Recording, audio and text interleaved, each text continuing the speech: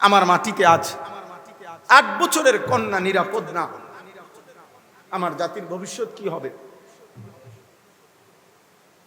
বলেন? আমাদের মেয়েরা, বাচ্চা মেয়েরা কেমনে বড় হবে? তোমাদের ছোট বোন বড় হবে কেমনে আব্বা?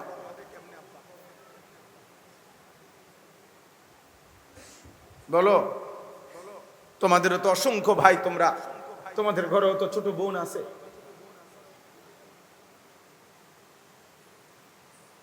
যে মাটিতে 8 বছরের কন্যা যদি নিরাপদ না থাকে, ধর্ষিতা হয়, রক্তাক্ত হয়, লাশ টুকরা হয়ে যায়, আগামী দিনে আমাদের সম্ভাবনা, আমাদের ভবিষ্যৎ কি?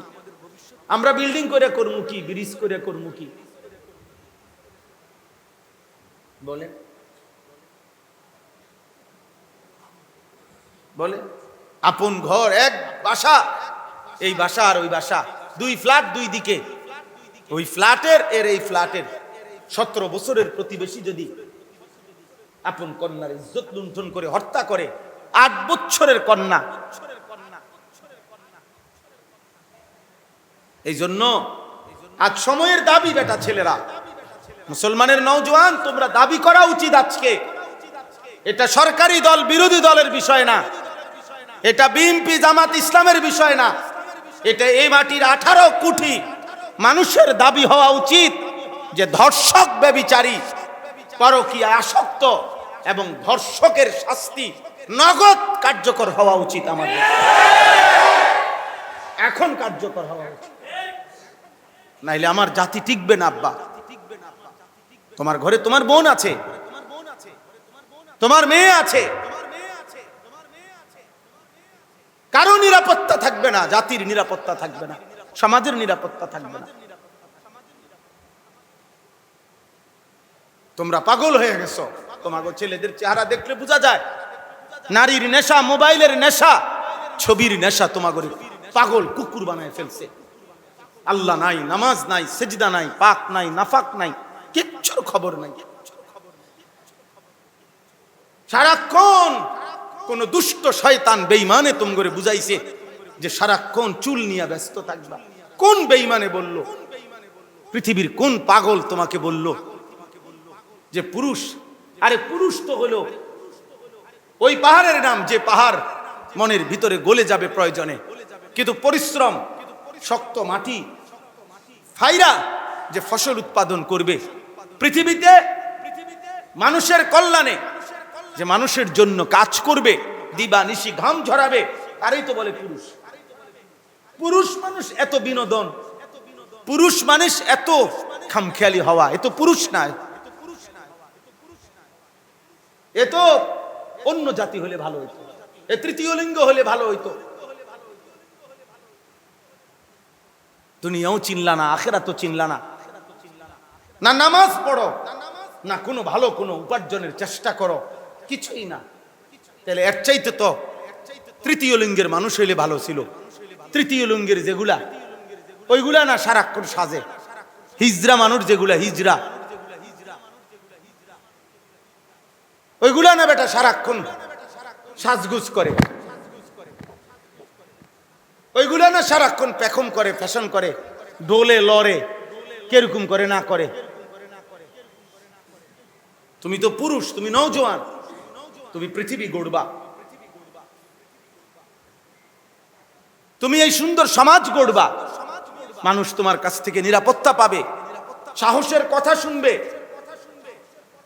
অসহায়, অভাবী, দুস্থ, পীড়িত, বিপদগ্রস্ত মানুষ আশ্রয় পাবে, যুবক তার শক্ত হাতে আগলায় রাখবে, মায়ের ইজ্জতের পাহারাদারি করবে, বোনের ইজ্জতের পাহারাদারি করবে। কথা তো ছিল এই বা 17 বছরের মুসলিম যুবক মোহাম্মদ ইবনে কাসেম এক বোনের ইজ্জতের বদলা নেওয়ার জন্য আরব দেশ থেকে এসে আমাদের এই হিন্দুস্তান, ভারতে প্রথম আক্রমণ করেছিলেন 712 খ্রিস্টাব্দে। সেই হাত ধরেই, ওই 17 বছরের যুবকের হাত ধরেই এই ভারতীয় উপমহাদেশে ইসলাম। বুঝেন নাই? ভারতীয় উপমহাদেশে ইসলাম। আজকে এই বাংলাদেশ, ভারত, পাকিস্তানের এই কোটি কোটি মুসলমান, এই দাড়ি টুপি, এই মসজিদ মাদ্রাসা, এই আল্লাহর জিকির বন্দিগির সমস্ত আয়োজন ওই 17 বছরের যুবকের হাত ধরে। সেই উদ্বোধন করছে প্রথম রাজা দাহিরকে পরাজিত করে সিন্ধুতে ভারতের কালেমার পতাকা উড়াইছে। হ্যাঁ, আমাদের এই বাংলা মুলুকে সর্বপ্রথম এই মুসলমান আজকে আমরা যারা, আমাদের পূর্বপুরুষদের অবদান, এর মধ্যে উল্লেখযোগ্য ব্যক্তি ছিলেন ইখতিয়ার উদ্দিন মোহাম্মদ বিন বখতিয়ার খিলজি রাহমাতুল্লাহ আলাইহি। মুসলিম যুবক তিনি, সুদূর আফগান থেকে এসে এই বাংলাদেশে ইসলামের পতাকা উড়াইছে। আফগান সীমান্ত থেকে আসছেন উনি, এত লম্বা এত পথ দূরত্ব থেকে আসছেন, আর এত দ্রুত গতিতে ঘোড়া চালাইছেন যে উনার কাফেলাই উনারে আর ধরতে পারে নাই। সর্বশেষ উনার সাথে ঘোড়া চালাইয়া 17 জন মাত্র টিকছেন, বাকিগুলো সব পিছনে পড়ে গেছে। রাজা লক্ষণ সেনকে পরাজিত করে তিনি ইসলামের পতাকা এই বাংলা মুলুকে উড়াইছেন। আমাদের ইতিহাস আছে, আমাদের ইতিহাস সংগ্রামের, আমাদের ইতিহাস ঐতিহ্যের, সব ছিল আমাদের। কিন্তু তোমরা অল্প অল্প কয়দিন হয়, আরে 20 বছর আগে আমরাও বড় হয়েছি বেটা, 30 বছর আগে আমরাও ছোট ছিলাম, কিন্তু তোমরা এখন এসে এক সাইজের ছেলে পেলে যে পরিমাণ অসভ্যতার নোংরামি করছো, এটা গত 30 বছর আগের যুব সমাজ করে নাই। তোমরা একসাথে দুষ্টামি নাফরমানি একসাথে শুরু করে একটা মহল্লার একজন আরেকজনকে ডাকাডাকি করে তোমরা গুনাহ করছো। 10 জন 20 জন একসাথে মোটরসাইকেলের প্রতিযোগিতা করছো, 10 জন 20 জন একসাথে মোবাইলের প্রতিযোগিতা করছো। এক বাবা ওই দিন আমারে বললেন, কায়দা দিলেন, দিয়ে বললেন, হুজুর আমার ঘরের টাকা, আমার সন্তান, আমার ঘরের জমানো টাকা, ওনার ঘরে দিনদার মানুষ 2 লক্ষ টাকা কয় যে চুরি করে নিয়া 2 লাখ টাকার মোবাইল কিনছে, 60টা মোবাইল কিনছে হেতে বন্ধু বান্ধব নিয়ে। হ্যাঁ, কসম আল্লাহ, 2 লক্ষ টাকা বাফের চুরি করে 2 লাখ টাকারই মোবাইল কিনা ফেলছে। 7টা মোবাইল কিনছে, বন্ধুদেরকে সবাই দিছে, সবাই মিলে আড্ডা দিব।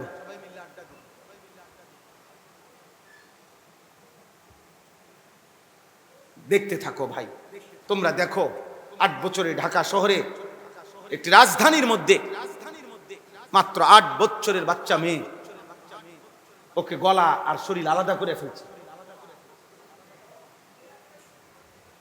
কি নৃশংস যৌন চাহিদা, লজ্জাস্থানের চাহিদা, কি অসভ্যতা, কি পরিমাণ বেড়েছে।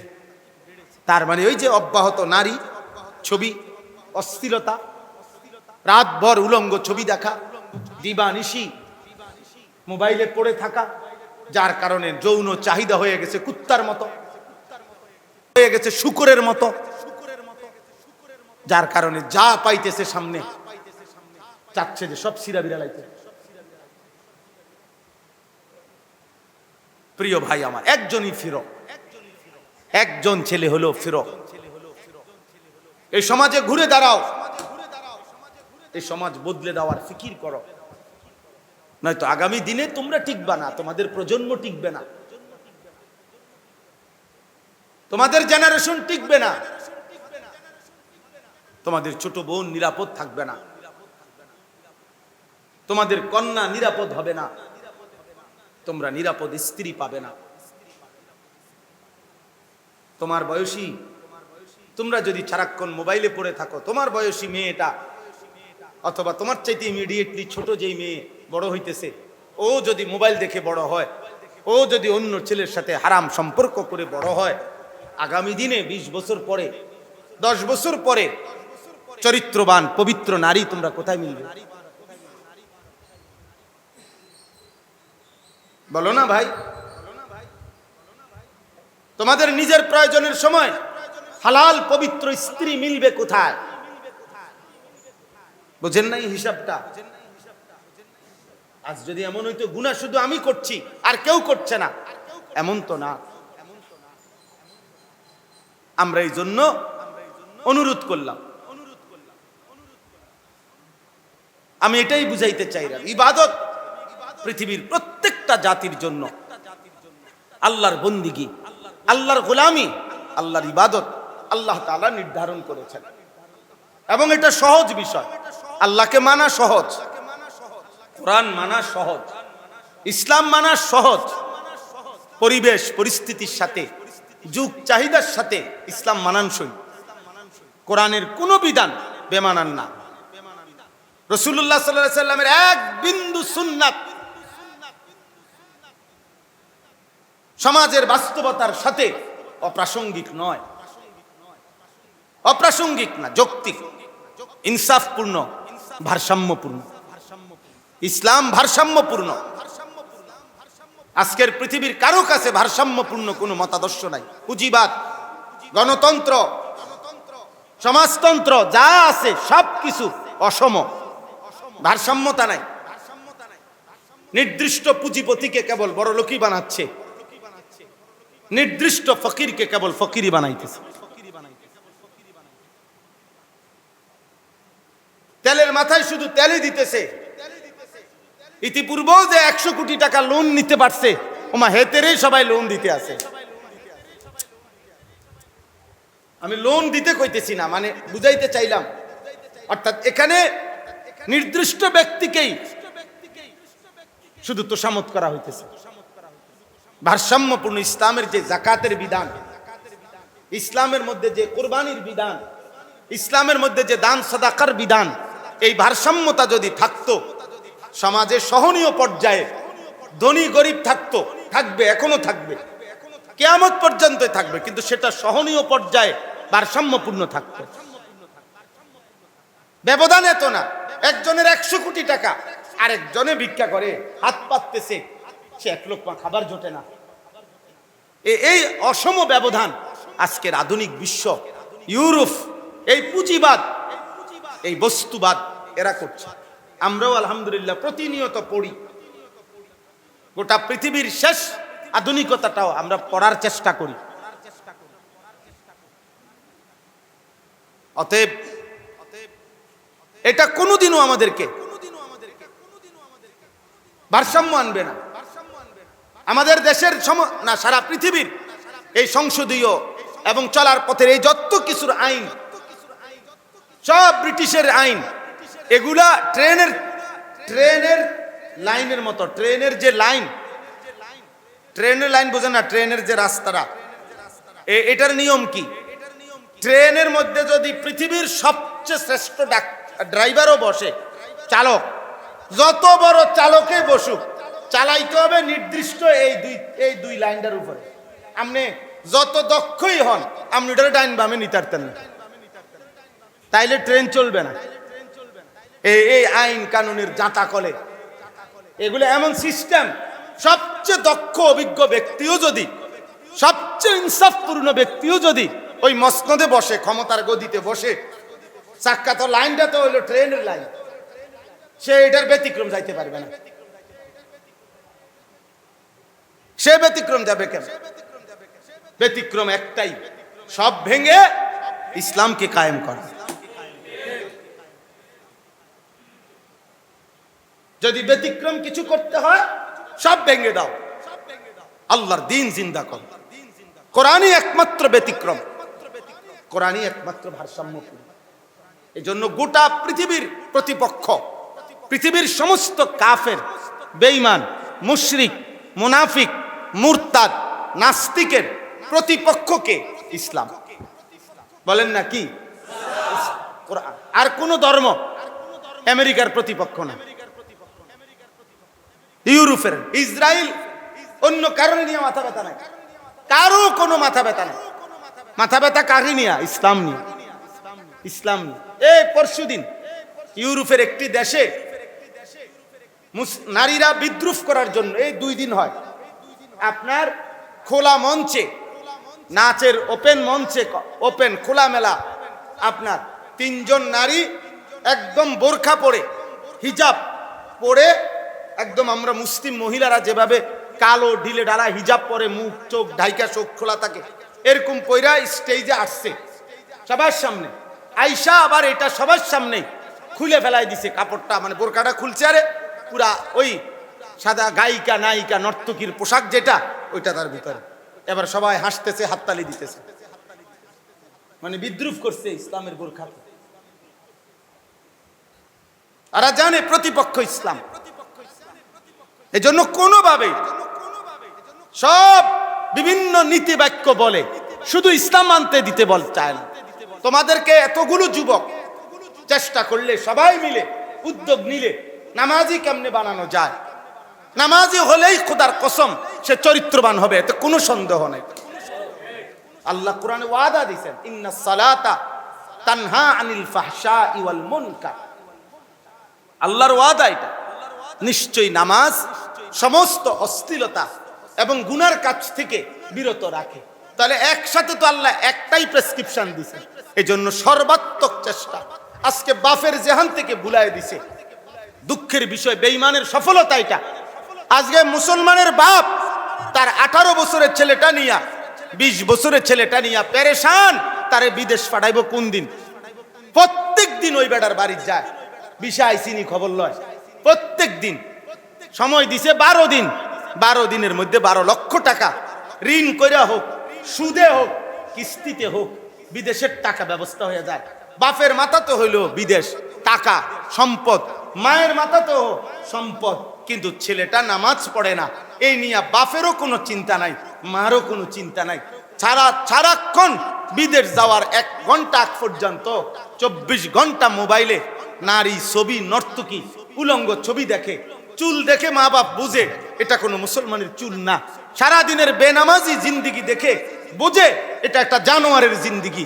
অথচ টেনশন একটাই, টাকা দরকার, ওরে টাকা উপার্জনের ব্যবস্থা করে দিতে পারলেই হবে। তাহলে বেঈমানের সফলতা এটা যে মানুষ তোমাদের জেহান থেকেও ইসলাম বিদায় করে দিছে, তোমাদের মা বাবার জেহান থেকেও নামাজের গুরুত্ব উঠায় দিছে। আফসোসের বিষয় এখানে, আজকে যদি এক পক্ষ সচেতন থাকতো তো কিছুটা ফায়দা হইতো, কিন্তু বাপই তো অসচেতন। বিড়ি খাওই না, বাপ কেমনে বলবো যে ছেলেকে পুত মানুষের মতো মানুষ হোক? তে বেটা নিজে বিড়ি খায়, তে কেমনে বলবো তার ছেলে? তার সেই হিম্মত আসবে কেমনে? বুঝেন না কথা? যেই বাপ দিবানিশি কথায় কথায় গালি দেয়, ও তার ছেলেকে কেমনে বলবে ভালো মানুষ হোক? ছেলে তো এটা দেখেই বড় হচ্ছে, সন্তান তো এটা দেখেই বড় হচ্ছে। যার কারণে ফ্যামিলি আমার, অথচ সন্তান হয়ে গেল বন্ধুদের। মানে আজকে হালাত এলেই ফুত আমার, কিন্তু ফুত চলে দখল নিয়ে নিছে বন্ধুরা, সমবয়সী বন্ধুরা। ওই তাদের মতো খায়, তাদের মতো ঘুমায়, তাদের মতো জামা, তাদের মতো পোশাক, তাদের মতো চুল, তাদের মতো চলাফেরা। তো আমার ফুত হইল কেমন? আমার কি দায়িত্ব? তাই সন্তান আমার বড় হইতেছে বন্ধুদের সাথে, বড় হইতেছে মোবাইলকে সাথী করে, বড় হইতেছে কাফের বেঈমান মুশরিকদেরকে তাদের চাল চলন দেখে দেখে। তাহলে জাতি টিকবে কেমন? জাতি টিকবে কেমন? এই জন্য তোমাদের কাছে আমার অনুরোধ, তোমরা প্রত্যেকটা ছেলে এই গরমের মধ্যে কষ্ট করে বসেছো আব্বা, আমি হাত জোর করে বলি, আরেকবার বললাম এই কথাটা, এই ধর্ষণ, এই নারী নির্যাতন, নারীর উপরে এই সহিংস আক্রমণ, আব্বা এটা আগামী দিনের ভবিষ্যৎটা তছনছ করে ফেলবে। তোমরা প্রত্যেকেই প্রত্যেকের জায়গা থেকে নিজেও সৎ হও, চরিত্রবান হও, অন্য কেউ উত্তম চরিত্রের কথা বল। কোন তোমার সমবয়সী কোনো বন্ধু কোনো মেয়েকে দেখলে বিশ্রী কোনো কথা বলছো, ও তো তারে তুমি ফিরাও, তারে উৎসাহ দিও না, তুমিও তার সাথে হাসি দিও না, তুমিও তার সাথে তাল দিও না। আগামী দিনে সে তোমার বোনের সাথে বিদ্রুপ করবে, তুমি জানবেও না। একদিন সে তোমার বউ নিয়ে টান দিবে, তুমি জানবাও না। একদিন শুনবা তোমার বউ ভাগায় নিয়ে গেছে বন্ধু। এই জন্য আমি বললাম তোমরা যে দূর বুঝো বুঝো, কিন্তু তোমাদের কাছে অনুরোধ, এক বন্ধু আরেক বন্ধুকে অশ্লীলতা থেকে, গুনাহ থেকে, নারীকে কেন্দ্র করে অসভ্যতা, নোংরামি থেকে ফিরাও। তুমি জানো সে একটা হারাম মেয়ের সাথে প্রেম করে, তুমি তাকে ফিরাও। চেষ্টা করো। তুমি তাকে বুঝাও, বলো তাকে, ভাই এটা উচিত না, উচিত না। রাস্তার কোনো মেয়েকে দেখে বিদ্রুপ করছে, তুমি তাকে ফিরাও। দুই চারজন হাসে, দুই চারজন হাসে হইলো প্রতিবন্ধী, মানে নাফরমান, বুঝে আমারে বলতেছে, ও বুঝছে আমারে বলছে, আর আমি হুজুর বদলাবো না। হায় আফসোসের বিষয়, জীবন একদিন থামবেই। হাসির জীবনও থামে, কান্নার জীবনও থামে। মৃত্যু একদিন থামাবেই আমাদেরকে, উল্লাসে কিংবা বেদনায়, হাসি কিংবা কান্নায়, রাতে কিংবা দিনে, একদিন মৃত্যু থামায় দিবে। রাজপ্রাসাদ থেকেও কবরে নিবে, কুড়ে ঘর থেকেও একদিন কবরে নিবে। সুখের দুনিয়াও শেষ হয়, দুঃখের দুনিয়াও শেষ। তুমিও থেমে যাবে, আমিও থেমে যাব, নিশ্চিত, কোনো সন্দেহ নাই। আমরা প্রত্যেকে, আপনারা যারা বাবা আছেন, আপনারা আরেকটু সচেতন হন। চাচারা, শুধু ছেলেটার বাড়ি, ছেলে মেয়ের শুধু বাড়ি, শুধু টাকা, শুধু বিদেশ, আল্লাহর দোহাই, একজন মুসলমানও যদি বুঝেন এটুকু আপনি বাবার মিলানো দায়িত্ব শুধু না, আপনি চোখের সামনে দেখতেছেন আপনার ঘরে ঘুমাইয়া এক ওয়াক্ত নামাজ পড়ে না, আপনি ফিরান তারে, আপনি তারে বুঝান, তার সামনে আপনি চোখের পানি ফেলে কাঁদেন। স্ত্রীকে বলেন, স্ত্রীকে বলেন, মেয়েটাকে বলেন, ছেলেটাকে বলেন যে মা, ছেলেকে বলেন বাবা, দিবানিশি তুমি এই মোবাইল দিয়া কি করো, কি দেখো আব্বা, ওর সাথে কথা বলেন। তার চুলটা দেখে আপনি বুঝেন না, আপনি কি দেখেন না কোন আলেমের চুল এমন, আল্লাহর কোন প্রিয় বান্দার চুল এমন, তো আপনি কি তারে আপনার সন্তানকে ফিরাবেন না? আমার বড় ভাই আলহাজ হযরত মাওলানা মাহবুবুর রহমান আশরাফি, আমার বড় ভাই, আমার উস্তাদ, ওই যে আমার ছাত্র মাওলানা সারওয়ার, তোমার কি নামে চিনে এখানে? এই নামে আতিক হুজুর, এই যে ধনুসারা মাদ্রাসার যে উস্তাদ আপনাদের, ও তো আমার ঘনিষ্ঠ ছাত্র, একেবারেই ঘনিষ্ঠ, অনেক প্রিয় ছাত্র সে আমার। আপনাদের এই মাদ্রাসার উস্তাদ ফাজিল মাদ্রাসা, এখন কি ফাজিল না কামেল, ফাজিল মাদ্রাসা। আমি ওই মাদ্রাসার মাহফিলও আসছিলাম অনেক আগে, মনে হয় একবার, ডিম ডুম কি কি বিক্রি হয়েছিল, অনেক লম্বা বয়ান হয়েছিল, আলহামদুলিল্লাহ। তো এ ভাইয়া, ওরও উস্তাদ, আমার ভাই, আমারও উস্তাদ, আমার একবারের চুল 3বার কাটাইছে, একবার চুল আবার পাঠাইছে সেলুনে, আবার পাঠাইছে, বলছে একটু 19-20 মানে হাতে লাগে, সামনে পিছনে সমান হয় নাই, খোদার কসম ভাই 3বার চুল কাটাইছে, 3বারই চুল কাটছি। হ্যাঁ হ্যাঁ, আমার জীবনে আমি একবার শুধু একটা রং পাঞ্জাবি, এ শুধু বুতামের এদিক দিয়ে একটু এমব্রয়ডারি করা ছিল, ওই যে ওর এমব্রয়ডারি যেমন, একটা পাঞ্জাবি পরছিলাম জীবনে একবার। এটা হারাম না, নাজায়েজ না, কিন্তু আমার ফ্যামিলির কেউ কোনোদিন পরে নাই। বড় ভাই পরা অবস্থায় গায়ের জামা, গায়ে অবস্থায় ছিঁড়া, টুকরা টুকরা করে ফেলাই দিই। আমরা ধরতে হবে আমাদের সন্তান, আমরা ফিরাইতে হবে। অভিভাবক যারা আছেন, আপনি আপনার বড় ভাই, আপনি বড় ভাই আপনার ছোট ভাইকে আপনি ফিরান। মানুষের বাচ্চা আর ছাগলের বাচ্চা এক না, মানুষের বাচ্চা আর গরুর বাচ্চা এক না। গাভীর বাচ্চা সারা গ্রাম ঘুরায়, গাভীর বাচ্চা সারা গ্রাম দৌড়ায়, অসুবিধা নাই, দুধ খাওয়ার ব্যবস্থা হইলেই হইছে, ঘাস কদ্দুরের ব্যবস্থা হইলেই হইছে। এর কোনো আখলাকের বিষয় নাই, তার কোনো চরিত্রের কিছু নাই, তার কোনো পাক নাফাকের কিছু নাই, তার কোনো হালাল হারামের কিছু নাই। কিন্তু মানুষের বাচ্চা কি এমন? কথা বলেন না কেন? শুধু খাবারের ব্যবস্থা হইলেই মানুষের বাচ্চা যথেষ্ট? কথা বলেন না কেন? শুধু শোয়ার ব্যবস্থা হইলেই যথেষ্ট?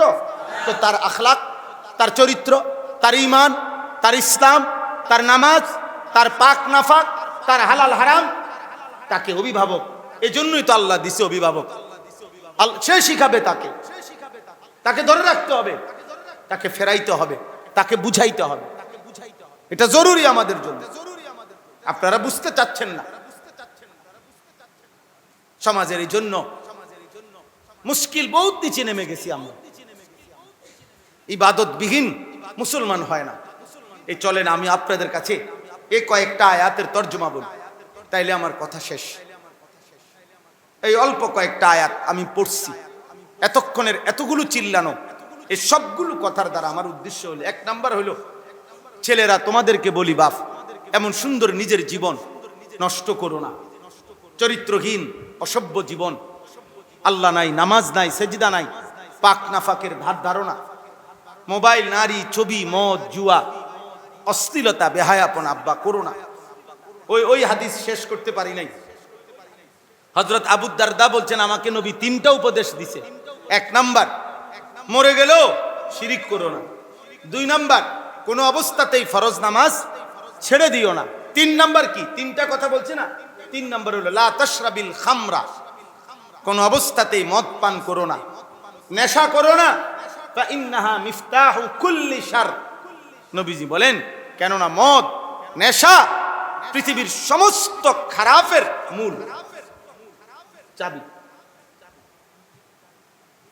মদের আড্ডা, জুয়ার আড্ডা। নবীজি বলছেন সাল্লাল্লাহু আলাইহি সাল্লাম, আশ্চর্য কথা শুনবা বাবা, ছেলেরা বাপ শুনো। নবীজি সাল্লাল্লাহু আলাইহি সাল্লাম বলছে যে নারীর সাথে জিনা করে, হারাম অপকর্ম করে এবং মদ পান করে, এই দুইটি পাপ। মান জানা ও শারিবাল খামরা, যে জিনা করে এবং মদ পান করে, খোদার কসম আল্লাহর নবী বলেন, আমার কাছে বিশুদ্ধ আরবি তাফসীর আত-তাফসীরুল মুনির, এই তাফসীর আমি নিজে পড়ছি। নবীজি বলেন আল্লাহ তাআলা যে মদ পান করে, যে নারীর সাথে হারাম কাজ করে, আল্লাহ তাআলা ওই মুহূর্তে, ওই অপকর্মের পূর্ব মুহূর্তে আল্লাহ তাআলা তার দিল থেকে ঈমান, তার ঈমানটা এভাবে টেনে বের করে ফেলে, মানুষ তার গায়ের জামা যেমনে খুলে ফেলে।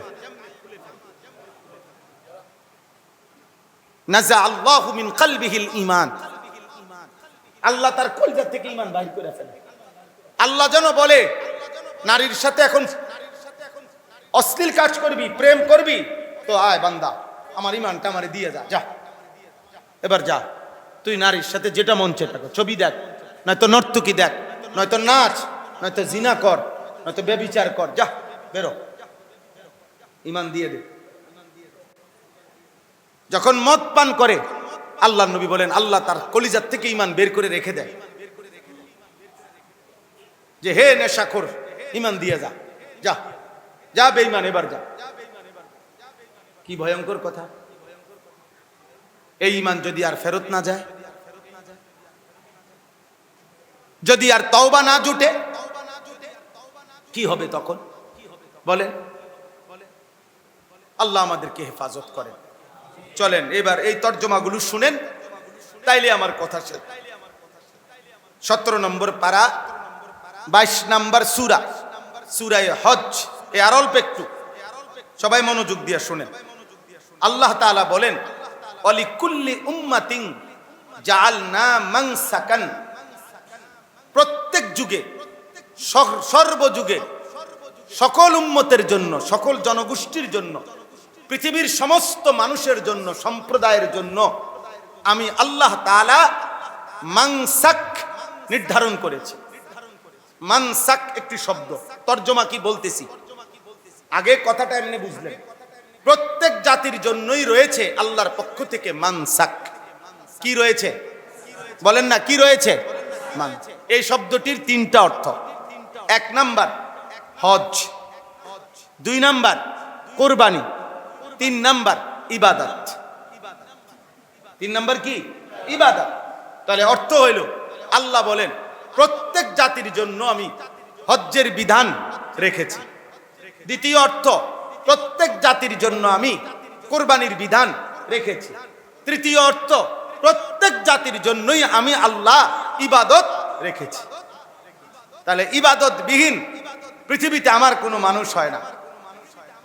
কোন পৃথিবীর কোন যুগে আমি মানুষ বানাইছি অথচ সে কোনো ইবাদত করতে হবে না, এমন হইতে পারে না। কোরবানি সব যুগে, হজ সব যুগে, ইবাদত সব যুগে। এবার আল্লাহ বলেন এই সর্বযুগে হজ বলেন, কোরবানি বলেন, অথবা সকল ইবাদত বলেন, কেন দিছি আমি ইবাদত, কেন দিলাম? আল্লাহ তাআলা বলেন ওই বাবা বসো না, তোমরা বসো, আব্বা বসো। জি, তো আরেকটু তাহলে সর্বযুগে আমি ইবাদত দিলাম কেন? আল্লাহ তাআলা বলেন লিয়াযকুরুসমাল্লাহ, এই কথাটাই বলছিলাম। প্রত্যেক যুগে ইবাদতের উদ্দেশ্য আল্লাহর স্মরণ। কার স্মরণ? আল্লাহর জিকির। বান্দা নামাজ পড়বে মানে আমার জিকির করবে, রোজা রাখবে মানে আমার জিকির করবে, হজ করবে মানে আমার জিকির করবে, যাকাত দিবে আমার স্মরণ করবে, কোরবানি করবে আমার স্মরণ করবে। তাহলে সর্বযুগে আল্লাহ তাআলা বান্দার কাছ থেকে ইবাদত চায়, আল্লাহর স্মরণ, আল্লাহর জিকির চায়। এই জন্য ওই মানুষের জীবন কোনো জীবনই না যে জীবনে ইবাদত নেই, যে জীবনে আল্লাহর নাম নাই, যেই জবানে আল্লাহর নাম নাই, ওইটা কোনো মানুষে না, ওইটা কোনো মানুষে না, ওইটা কোনো মানুষে না। এই জন্য কোরআনে আল্লাহ তাআলা বেঈমানকে বলছে জানোয়ার। কোরআনের মধ্যে আল্লাহ তাআলা স্পষ্ট বলছে বেঈমান মানেই জানোয়ার। উলাইকা কাল আনআম, এটা জানোয়ার, ওইটা জানোয়ার। আরো মারাত্মক কথা আছে কোরআনে, আরো বরং কথা আছে। আল্লাহ তাআলা বলছে আল্লাহর হুকুম বাদ দিয়ে নিজের মতো যে চলে, খোদার কসম আল্লাহ বলছে তার জিন্দেগি কুত্তার জিন্দেগি, কুত্তার জীবন, কুত্তার জিন্দেগি, এটা কুত্তার জিন্দেগি। ওয়াত্তাবা হাওয়াহু ফামাসালুহু কামাসালিল কালব, কোরআন শরীফের আয়াত। এজন্য সেজদাবিহীন ছেলেরা, যাদের কপালে মুসলিম পরিচয় থাকার পরেও কপালে যাদের সেজদা নাই, তো তোর জীবন কুত্তার জীবন। আমি বললাম আমার নাম আনিসুর রহমান, আমি বলে গেলাম, তোর মালিক বলছি, যে তোকে সৃষ্টি করেছে সে বলেছে তোকে আমি বানাইছিলাম মানুষ, কিন্তু তুই আমারে সেজদা দিলি না, তো মনে রাখিস এখন থেকে তোর জিন্দেগি কুত্তার জিন্দেগি। ইবাদতবিহীন জীবন কুকুরের জীবন, জানোয়ারের জীবন। আল্লাহবিহীন জীবন জানোয়ারের জীবন। এত যে জীবনে আল্লাহ নাই, যে জীবনে সেজদা নাই, সে জীবনে মানুষের পরিচয় নাই, মানুষের পরিচয় নেই। খাইতেছো, ঘুমাইতেছো, পেশাব পায়খানা করতেছো, নারী দেখতেছো, যৌন চাহিদা পূরণ করতেছো, খালাস, এইটুকু চাহিদা কুকুর বিড়ালেরও পূরণ। প্রতিটা কুকুরও খায়, ঘুমায়, পেশাব পায়খানা করে, কুকুরেরও যৌন চাহিদা পূরণ হয়। নাই তো কুকুরের বাচ্চা হয় কেমনে? শুকুরের বাচ্চা হয় কেমনে? যদি লজ্জাস্থানের চাহিদা পূরণ না হতো, তাহলে এটুকুর নামই জীবন নয়। জীবন মানে মুমিন, মানুষের জীবন মানে ইবাদত, মানুষের জীবন মানে কি বলেন না? বন্দেগী, গোলামি। ওমা খালাকতুল জিন্না ওয়াল ইনসা ইল্লা লিয়াবুদুন, এটাই তো অর্থ। বানাইছি তো ইবাদতের জন্য, তো যে জন্য বানাইছি ওইটা যদি কাম না দেয়, ওই উপকার না দেয়, তো আর কি বানাইলাম? মানে এই মাইকের এইটা মাউথ, এটা যদি বানাইছেই আমার কথার আওয়াজ আপনাদের কাছে পৌঁছাবার জন্য, এখন এটা যদি 1000 বার বলার পরেও এটা যদি আওয়াজই না যায় এটার দ্বারা, তো মানুষ কি বলবে? যে তোর এটা মাইকও না, মাইকের জাতন। তাহলে যেই মানুষের মধ্যে ইবাদত নাই, ও মানুষও না, মানুষের জাতন, মানুষের জাতন এটা। এই জন্য আল্লাহ তাআলা বললেন ওয়ালিকুল্লি, বসেন, একসাথে করে দেন, হ্যাঁ আরামসে বসেন। ওয়ালিকুল্লি উম্মাতিন জাআলনা মানসাকান, প্রত্যেক জাতির জন্য আমি আল্লাহ ইবাদত দিয়েছি। কি দিয়েছি বলেন না? কুরবানি, হজ, ইবাদত। কেন? বান্দা যেন আমার নাম স্মরণ করে। আলা মা রাযাকাহুম মিন বাহিমাতিল আনআম, আল্লাহ তাআলা এখানে বিশেষভাবে আলোচনা চলতেছিল কুরবানির, এই জন্য এটা আলাদা আরেকটু উল্লেখ করে দিছি যে আমি আল্লাহ তাআলা মানুষকে যে চতুষ্পদ প্রাণীগুলো জবাইয়ের জন্য অনুমতি দিয়েছি। কেন দিয়েছি? গরু তো প্রত্যেক দিনে জবাই হয়, ছাগল তো নিয়মিতই জবাই হয়, ওট, দুম্বা, ভেড়া, বকরি এগুলা তো সারা বছরই জবাই হয়। তো কোরবানির দিন আলাদা জবাই করার বিশেষ উদ্দেশ্য কি? আল্লাহ বলেন ওই দিনকার বিশেষ উদ্দেশ্য হলো জবাই করার সময় বান্দাদের সবাই মিলে আমার নাম উচ্চারণ করবে, বিসমিল্লাহ আল্লাহু আকবার, ওইটা আমি শুনবার জন্যই আমি কোরবানির বিধান দিয়েছি। আমি শুনতে চাই, আমার গুস্ত লাগবে না, আমি বান্দার মুখে আমার নাম শুনতে চাই। আমি দিলের মধ্যে তাকওয়া চাই, আমার ভালোবাসা চাই, আমি ভালোবাসা চাই। ও জবানে আমার নাম বলুক, দিলে আমাকে ভালোবাসুক। আল্লাহ বলেন আর কিছুই আমার লাগবে না, বাকিটা পুরা কোরবানি, পুরাটা গরু তোমার। ফাকুলু মিনহা, এখানে আছে, আমি সবটা বলতেছি না, একসাথে বলে ফেললাম। আল্লাহ বললেন গোশত পুরাটা তুমি খাও। ওয়া আতইমুল কানিআ ওয়াল মু'তার, আত্মীয় স্বজনকে খাওয়াও, অভাবীকে গরিব দুঃখীকে খাওয়াও। মানে গোশত তোমরা নাও, আমার গোশত লাগবে না। লান ইয়ানালাল্লাহু লুহুমুহা ওয়ালা দিমাউহা, গোশত রক্ত কিচ্ছু লাগবে না। ওয়ালাকিন ইয়ানালুহু তাকওয়া, আমি দিল চাই, দিল তাকওয়া চাই, আল্লাহ ভীতি চাই, আল্লাহ ভীতি চাই, আল্লাহর ভালোবাসা চাই। এজন্য এই দুইটা জিনিস ইবাদতের, হজ বলেন, কুরবানি বলেন, ইবাদত বলেন, প্রত্যেকটা আমলের মধ্যে, প্রত্যেকটা ইবাদতের মধ্যে আল্লাহ তাআলা বান্দার কাছে দুইটা জিনিস চায়, জবানে আল্লাহর নাম, দিলে আল্লাহর ভয়, আল্লাহর ভালোবাসা। আল্লাহ বলেন আমি দিল দেখি, আমি জবানের দিকে দেখি, আমারে ডাকতেছো কিনা, আমারে ভালোবাসো কিনা। ইন্নাল্লাহা লা ইয়ানজুরু ইলা সুওয়ারিকুম ওয়ালা ইলা আজসামিকুম, শরীর গঠন, দেহ, এগুলো দেখি না, আমি আমলের দিকে দেখি, আমি নিয়তের দিকে দেখি, কলবের দিকে দেখি।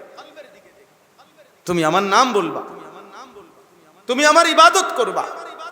অতএব প্রিয় ভাই, আমার কথা শেষ, আমি এই দুইটা কথাই শুধু বললাম।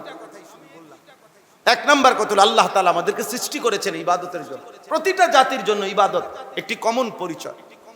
ইবাদত যার মধ্যে নাই, নামাজ যার মধ্যে নাই, হালাল হারামের পার্থক্য যার মধ্যে নাই, আবারও বলছি সে মানুষ না, জানোয়ার। সে কি মূলত জানোয়ার, জানোয়ার, ওইটা জানোয়ার, আস্তা জানোয়ার, এটা আস্তা জানোয়ার। এই জন্য মুসলমানের বাচ্চা বেনামাজি তোরা যারা, তোমাদেরকে বলি মানুষ হচ্ছ না, জানোয়ার হচ্ছ। নিজের বিবেককে আরেকবার বলি। মোবাইলে যে ছবি দাও মানুষরা দেখাইতে, নিজেরাই বলিও আমি নামাজ পড়ি না, আমি আল্লাহকে সেজদা দেই না। পৃথিবীবাসী, আমি আপনাদের কাছে জানতে চাই, আমার পরিচয় আপনারা বলে দেন, আমি মানুষ না, জানোয়ার। তো আশা করি কমেন্টসের মধ্যে বেশি আসবে যে তুমি জানোয়ার, তুমি জানোয়ার। আরো যদি ভাঙ্গা বলো যে আপনারা বলে দেন আমি বেনামাজি, অতএব আমি মানুষ না, কুত্তা, আপনারা কমেন্টস করে জানান। আশা করি কমেন্টস আসবে বেশি যে তুমি কুত্তা, তুমি জানোয়ার। সেজদাবিহীন মানুষ হয় না, বন্দিগিবিহীন মানুষ হয় না। এজন্য চলো ভাই, মেহেরবানি করে, দয়া করে, আল্লাহর ওয়াস্তে প্রত্যেকে আল্লাহর ইবাদত করে। আগত কোরবানি আসতেছে, সবাই মহব্বতের সাথে কোরবানি আদায় করেন। আল্লাহর বান্দারা হজে গেছে, তাদের জন্য দোয়া করেন, নিজেরা যাওয়ার ফিকির করেন। কিশোর, যুবক, ছেলে, নওজোয়ান, এমন সুন্দর হায়াত আব্বা নষ্ট করো না, এমন সুস্থ সবল শরীর বরবাদ করে দিও না বাপ, বরবাদ করে দিও না। এই মোবাইল একদিন পথের ফকির বানাবে। এই ছবি দেখা, নারী দেখা, এই গান, বাদ্য, তামাশা, এই পৃথিবীর সর্বযুগে, সকল যুগে একদিন ফকির বানায় দিছে, একদিন ধ্বংস করে দিছে। রাত্রেবেলা নাফরমান বহু জাতি কোরআনে আছে, রাত্রেবেলা উল্লাস করে, ভোগ করে ঘুমাইছে। ফজরের ওয়াক্তে খোদার কসম কোরআন শরীফ আছে, ভোরবেলা আলো যখন ফুটছে, সবাই তাকায় দেখছে তাদের ঘর ছাড়া আর একটা মানুষও বেঁচে নাই। আল্লাহ আযাব দিয়ে ধ্বংস করে দিয়েছে। তুদাম্মিরু কুল্লা শাইইন বিআমরি রাব্বিহা ফাআসবাহু লা ইউরা ইল্লা মাসাকিনুহুম। আল্লাহ বলেন আমার আযাব আসলো, আর ভোরবেলা দেখা গেল ঘরগুলো ছাড়া একটা মানুষের অস্তিত্ব না। এই জন্য দয়া করে আল্লাহকে মানো, আল্লাহকে মানো, আল্লাহকে মানো। আল্লাহ তাআলা তৌফিক দান করে।